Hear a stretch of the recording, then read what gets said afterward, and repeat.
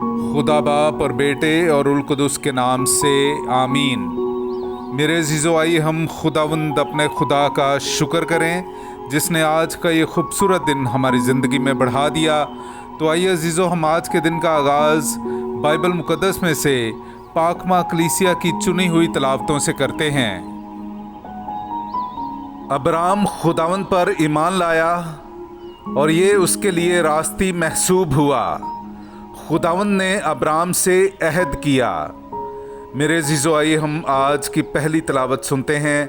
तकवीन की किताब उसका 15वां बाब 1 से 12वीं और फिर 17वीं से 18वीं आयत तक। इन वाक़यात के बाद खुदावंद अब्राम के साथ रोया में हम कलाम हुआ और कहा कि ए अब्राम, मत डर, मैं तेरी सिपर हूँ और तेरा अजर अजीम हूँगा। अब्राम ने कहा, ए खुदावंद खुदा, तू मुझे क्या देगा, हालांकि मैं बे औलाद जाता हूँ और मेरे घर का मुख्तार इली आज़र दमिश्की है। फिर अब्राम ने कहा कि तूने मुझे फर्जंद ना दिया और देख, मेरा खानाजाद नौकर मेरा वारिस होगा।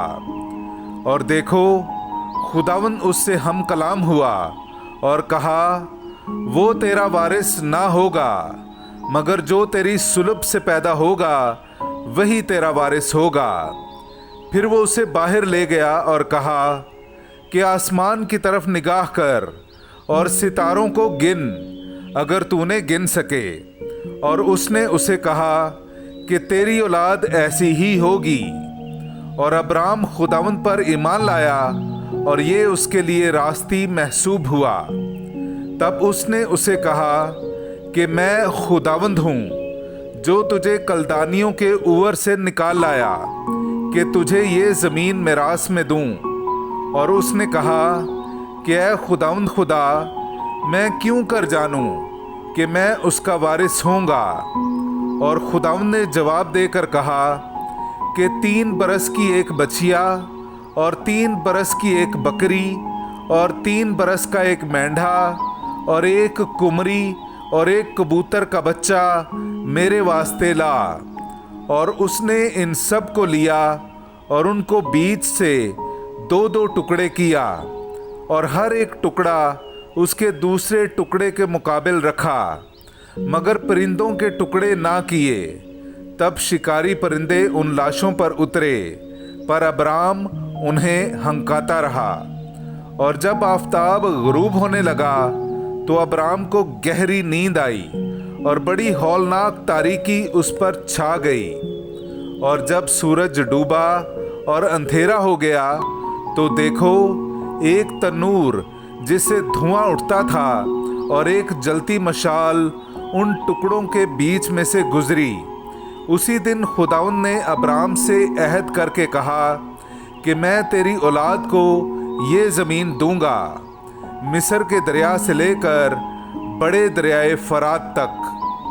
पाकलाम का पढ़ा और सुना जाना हम सब के लिए बाइस बरकत हो। खुदा का शुक्र हो। खुदावंद अपने अहद को अब तक याद रखता है।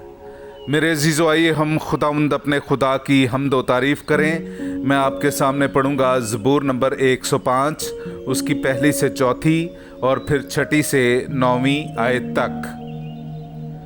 खुदावंद का शुक्र करो, उसके नाम को पुकारो, कौमों में उसके कामों का बयान करो, उसका गीत गाओ, उसकी हम्द सुनाओ, उसके तमाम अजायबात का चर्चा करो, उसके कुदूस नाम पर फ़ख्र करो।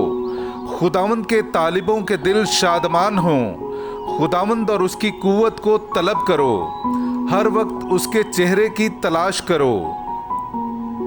ऐ उसके बंदे इब्राहिम की नस्ल, ऐ उसके बरगुज़ीदे याकूब की औलाद, वही खुदावंद हमारा खुदा है। तमाम ज़मीन पर उसकी क़ज़ाएँ मुरव्वज हैं। वो अब तक अपने अहद को याद रखता है, यानी उस कलाम को जो उसने 1000 पुश्तों के लिए फरमाया है। वो अहद जो उसने इब्राहिम के साथ बांधा, वो कसम जो उसने इसहाक से खाई। पाक कलाम का पढ़ा और सुना जाना हम सब के लिए बाइस बरकत हो। खुदा का शुक्र हो।